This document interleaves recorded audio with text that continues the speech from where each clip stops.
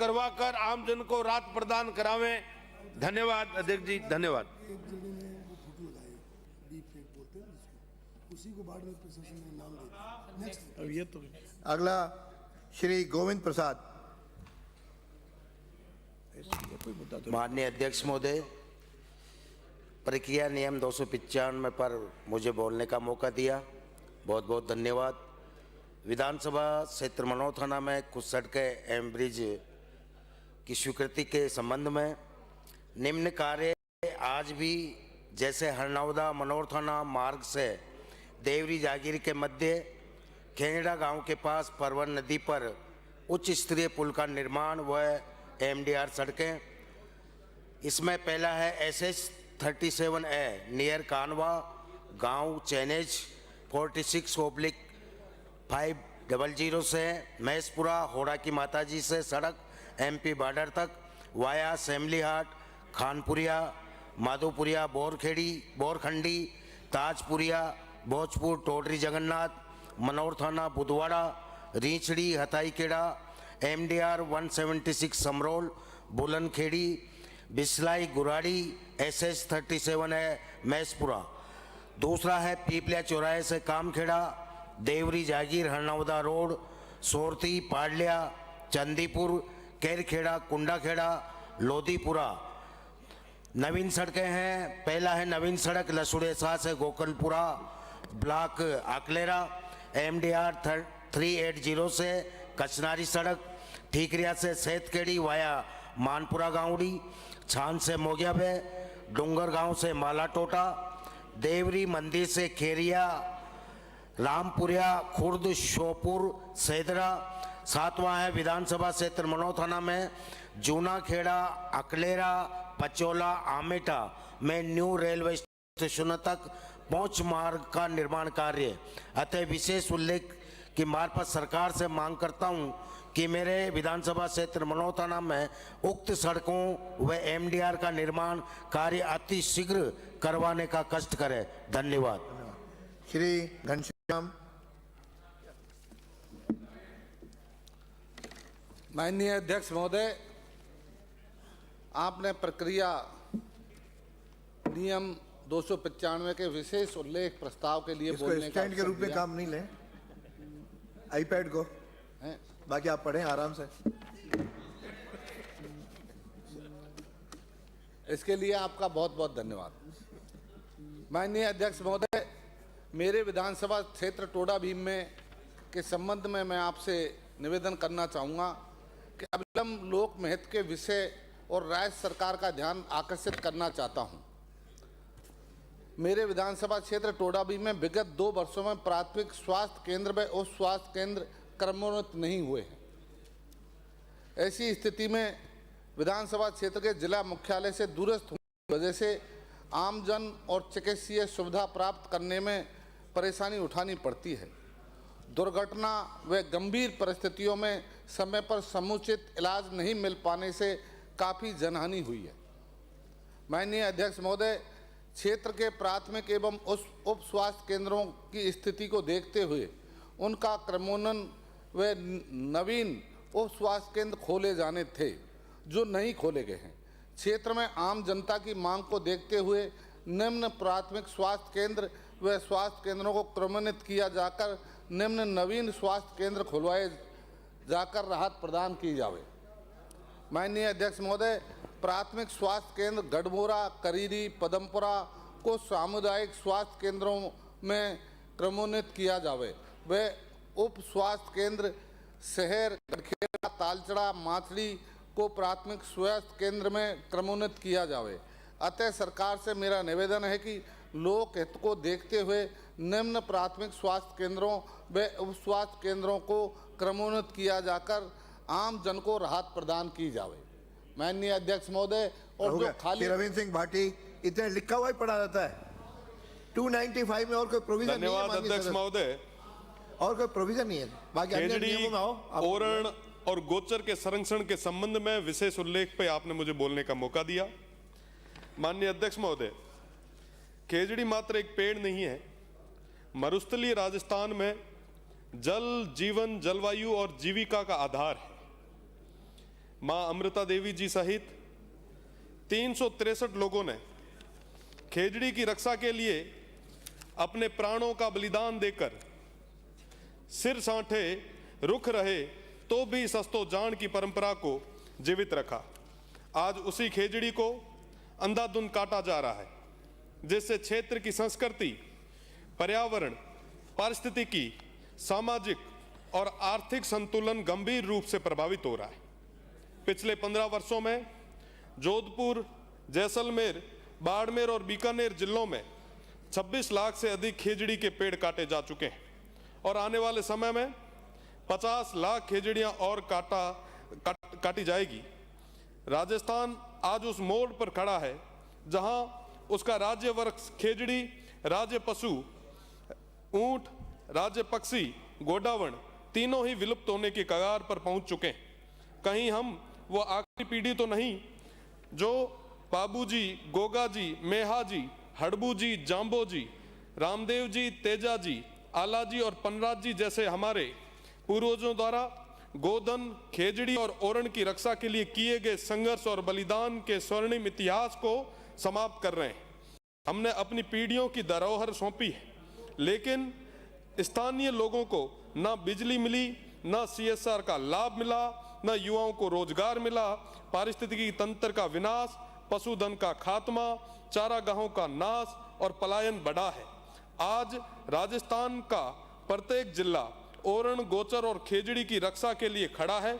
मैं इस सदन से इन जन आंदोलनों को पूर्ण समर्थन देता हूं और प्रदेश सरकार से विशेष आग्रह करता हूं, खेजड़ी संरक्षण हेतु कठोर कानून बनाया जाए ताकि इन्हें बचाया जा सके और साथ ही UGC के एक्ट में परिवर्तन से जनता में रोष है, सरकार विशेष कदम उठाए। श्री गणेश राज बंसल। श्री गणेश राज बंसल। माननीय अध्यक्ष महोदय, आज विशेष उल्लेख प्रस्ताव 295 हनुमानगढ़ जिले में आर्म्स लाइसेंस जारी करने के समय पर बोलने का मौका दिया, उसके लिए आपका बहुत बहुत धन्यवाद। महोदय, हनुमानगढ़ जिला एवं सीमावर्ती इलाकों में जान से मारने की धमकी देकर फिरौती मांगने के मामले में दिन प्रतिदिन बढ़ोतरी हो रही है। आसपास के क्षेत्र में धमकाने और मारने के उद्देश्य से गोली चलाने की घटनाएं निरंतर घटित हो रही हैं। इसके अतिरिक्त इस क्षेत्र में वैकल्पिक नशे के अत्यधिक चलन से अपराध का ग्राफ हर वर्ष बढ़ता जा रहा है। उल्लेखनीय है कि हनुमानगढ़ जिला में नवीन, मृत्युपरांत एवं वृद्धावस्था श्रेणी के आरम्भ लाइसेंस जारी करने में बहुत ही संकोचपूर्ण एवं सख्त परंपरागत नीति अपनाई जाती है। इस क्षेत्र के बदलते सामाजिक और आपराधिक प्रवेश के चलते स्थानीय नागरिकों की आत्मरक्षा के लिहाज से आरम्भ लाइसेंस जारी करने हेतु विरल नीति अपनाया जाना अत्यंत आवश्यक महसूस हो रहा है। अतः अध्यक्ष महोदय के माध्यम से माननीय मुख्यमंत्री महोदय से निवेदन है कि हनुमानगढ़ जिला में नवीन, मृत्युपरांत, वृद्धावस्था श्रेणी के आरम्भ लाइसेंस जारी करने हेतु आवश्यक दिशा निर्देश जारी कर स्थानीय नागरिकों को राहत प्रदान करें। धन्यवाद। श्री बाल मुकुंदाचार्य। माननीय सदस्य। धन्यवाद अध्यक्ष महोदय। प्रक्रिया नियम 295 के तहत विशेष उल्लेख प्रस्ताव। महोदय, जयपुर परकोटा क्षेत्र में प्रतिदिन बड़ी बड़ी मीनारें, जो लिखा है वही पढ़ना है। बिल्कुल वही मैं निवेदन कर रहा हूँ। धर्मस्थलों पर लाउड स्पीकरों की आवाज़ निर्धारित सीमा पर किए जाने के संबंध में महोदय, जयपुर शहर में तमाम बड़े बड़े मस्जिदों पर 4-4, 5-5 मंजिल चढ़ाकर मीनारें खड़ी करना, बड़े बड़े लाउड स्पीकर उस पर लगे रहना, जिनकी आवाज़ से तय मानकों से बहुत अधिक होने के कारण क्षेत्रवासियों में बहुत बड़ी समस्या का सामना करना पड़ता है। विद्यार्थी सुबह सुबह अध्ययन करते हैं, इनको इन तेज आवाज़ से व्यवधान उत्पन्न होता है। प्रातः 4 बजे से ही तेज आवाज़ में बोलना शुरू हो जाता है, जिससे आम आदमी की नींद को भी खलल पड़ता है, जो उनके अधिकारों का हनन है। स्थानीय लोगों द्वारा मस्जिदों में जाकर लाउड स्पीकरों की आवाज कम करने के लिए निवेदन किया, आवाज यहाँ तक नहीं आए, परंतु धर्म विशेष के लोग झगड़ा करने पर उतारू हो जाते हैं, जिससे क्षेत्र में माहौल बिगड़ने की स्थिति पैदा होती है। आगे रह करके मैंने भी पूर्व में अनेक बार इस संबंध में शिकायत की है। संबंध में प्रकरण विभिन्न स्तरों पर उठाया है, लेकिन आज तक इस संबंध में कोई भी निर्देश जारी नहीं किए गए हैं, कठोर कार्रवाई नहीं की गई है। रमजान माह में तो हालत ये हो जाती है कि एक्स्ट्रा लाउड स्पीकर लगाकर पूरे कॉलोनियों में लगा दिए जाते हैं और तेज आवाज कर दी जाती है, जिससे बीमार वृद्ध बच्चों को परेशानी होती है। प्रक्रिया विशेष उल्लेख प्रस्ताव के माध्यम से मेरा सरकार से निवेदन है, गुम्बदों में लाउड स्पीकर को कम करवाएं या हटवाया जाए तथा इनकी आवाज में सीमा निर्धारित की जाए। ध्वनि प्रदूषण से जनता को बचाया जाए, जिससे सांप्रदायिक सौहार्द बना रहे और साथ ही विद्यार्थियों की पढ़ाई, बड़े बूढ़ों का जो स्वास्थ्य संबंधी समस्याएं रहती है। बाधित नहीं हो, इतना ही निवेदन करता हूं। चेतन धन्यवाद। पटेल कोलाना की चेतन पटेल। धन्यवाद अध्यक्ष महोदय। मैं राजस्थान विधानसभा की प्रक्रिया तथा कार्य संचालन संबंधी नियम 295 के तहत सदन का ध्यान आकर्षित कर निवेदन करना चाहता हूं कि पीपलदा विधानसभा क्षेत्र पूर्ण रूपेण किसानी पर निर्भर है। इस क्षेत्र में वर्ष 2024 खरीफ की फसल से अधिक वर्ष 2025 की खरीफ की फसल का खराबा हुआ है, जबकि वर्ष 2024 में भी सरकार द्वारा जो फसल खराबे का किसानों को मुआवजा प्रदान किया गया, उसमें भी अनेक किसान मुआवजे से वंचित रह गए। यहाँ के किसानों ने वर्ष 2025 में अतिवृष्टि से हुए नुकसान पर सरकार से राहत की मांग हेतु पीपलदा विधानसभा क्षेत्र के इटावा कस्बे में नवंबर 2025 में आंदोलन किया था, जिसमें संपूर्ण बाजार किसानों के समर्थन में व्यापारियों द्वारा बंद रखे गए। किसानों द्वारा मशाल जुलूस निकालकर प्रदर्शन किया, वह सुनवाई नहीं होने पर मजबूरन किसानों को भूख हड़ताल पर जाना पड़ा, जिसमें कार्रवाई हेतु माननीय कृषि मंत्री जी राजस्थान सरकार द्वारा भिजवाए गए विभाग के अधिकारियों ने 2 माह में पीपलदा विधानसभा क्षेत्र के संपूर्ण किसानों को सरकार द्वारा राहत प्रदान करने हेतु आश्वासन देकर किसानों की भूख हड़ताल तोड़वाई। इस भूख हड़ताल में मैं भी बतौर पीपलदा विधायक 3 दिन बिना पानी एवं अन्न ग्रहण के रहा। आज कृषि मंत्री जी के आश्वासन के 3 माह व्यतीत हो जाने के बाद भी किसानों को नष्ट फसल का मुआवजा नहीं मिला है। सरकार की इस वाकफी के प्रति किसानों में आक्रोश है एवं किसान दोबारा आंदोलनरत होने को मजबूर है। माननीय अध्यक्ष जी, मैं आपके माध्यम से सरकार को अवगत करवाना चाहूँगा कि दिनांक 28 जनवरी 2026 को किसानों द्वारा इसी संबंध में किसान महासभा आयोजित की जा चुकी है, जिसमें सरकार द्वारा तय 2 महीने में पीपलदा विधानसभा में अतिवृष्टि से हुए नुकसान से राहत के वादा खिलाफी पर किसानों ने सरकार के खिलाफ रणनीति तय कर ली है। अतः सरकार पीपलदा विधानसभा क्षेत्र के पीड़ित किसानों का भरोसा बनाए रखते हुए अपने वादे की पालना कर पीपलदा विधानसभा क्षेत्र के किसानों को वर्ष जो लिखा हुआ है वही, इसके अलावा एक शब्द भी नहीं होगा। में अतिवृष्टि से नष्ट संपूर्ण फसल का मुआवजा, फसल बीमा एवं क्षतिग्रस्त मकानों का मुआवजा तुरंत प्रभाव से दिलवाने की कार्रवाई करें। धन्यवाद अध्यक्ष। श्री केसाराम। माननीय अध्यक्ष महोदय,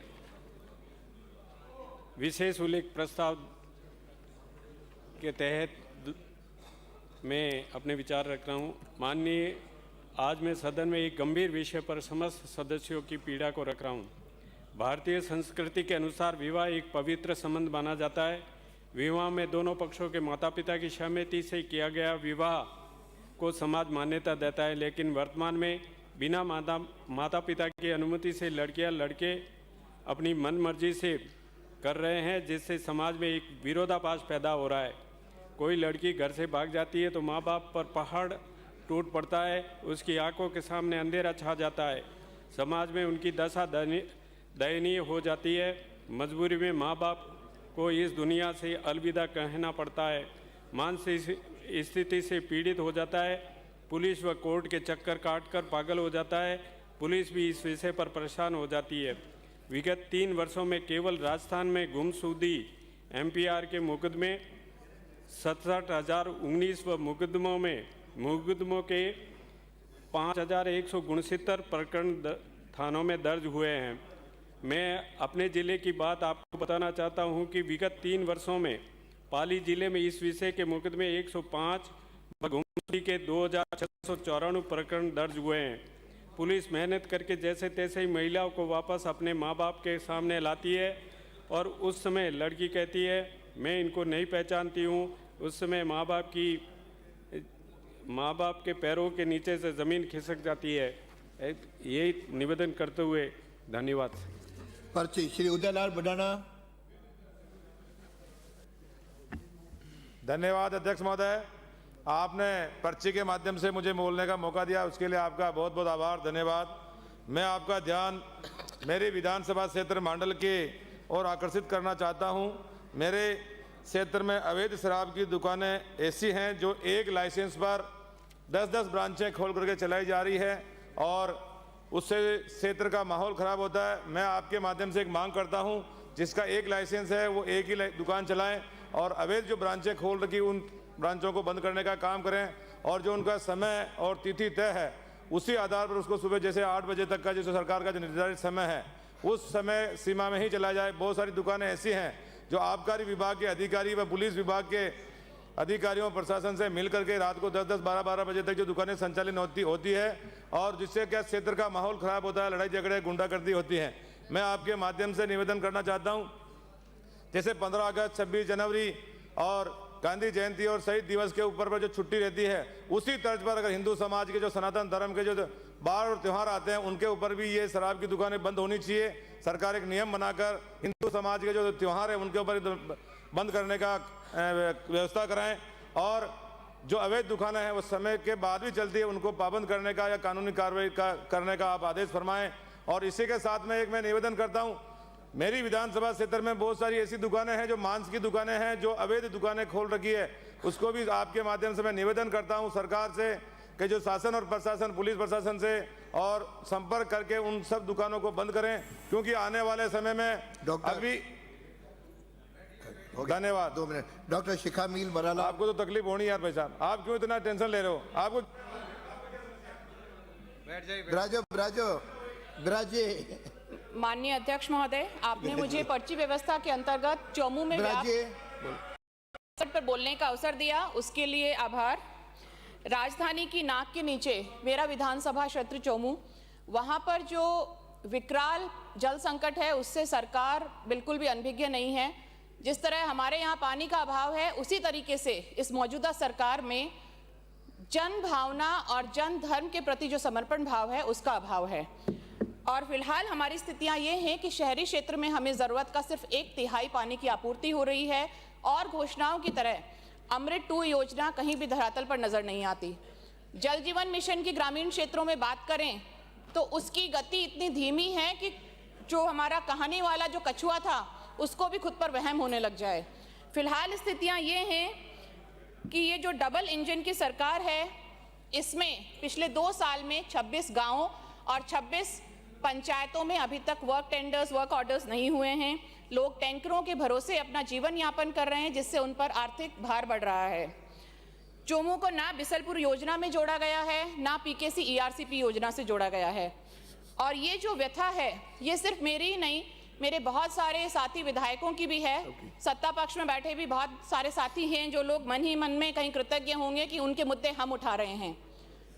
कोई बोलने की अगर जरूरत भी करता है तो धीरे से एक हमारे मुख्यमंत्री महोदय लाल पट्टी चलवा देते हैं कि मंत्रिमंडल में विस्तार जल्द संभव, तो कोई बोल भी नहीं पाता, जो मजबूरी उनकी जायज़ है। पर फिलहाल जो हमारी स्थितियां हैं, एक जो भी सरकार है अगर जिम्मेदार सरकार है तो ये मूल जिम्मेदारी है कि आम जन को पर्याप्त और स्वच्छ पेयजल उपलब्ध कराया जाए। फिलहाल मौजूदा सरकार है वो निगरानी में, जवाबदेही और संवेदनशीलता हर चीज में उसका अभाव है। जल्द ही मेरा आपके माध्यम से मुख्यमंत्री महोदय और सरकार से निवेदन है कि जल्द ही उचित दिशा में इसका समाधान किया जाए और जनता के संयम की परीक्षा ना ली जाए। धन्यवाद। श्री आदुराम मेघवाल।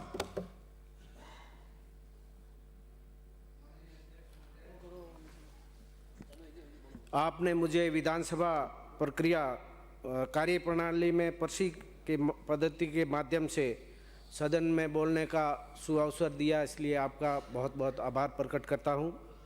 मैं विधानसभा क्षेत्र चौहटन सहित संपूर्ण बाड़मेर जिला के शिक्षा के क्षेत्र में ऐसे प्रमुख मुद्दे हैं कि और राज्य सरकार और माननीय शिक्षा मंत्री जी का ध्यान आकर्षण करना चाहता हूं कि पूर्ववर्ती सरकार द्वारा प्रदेश में बिना किसी मापदंड,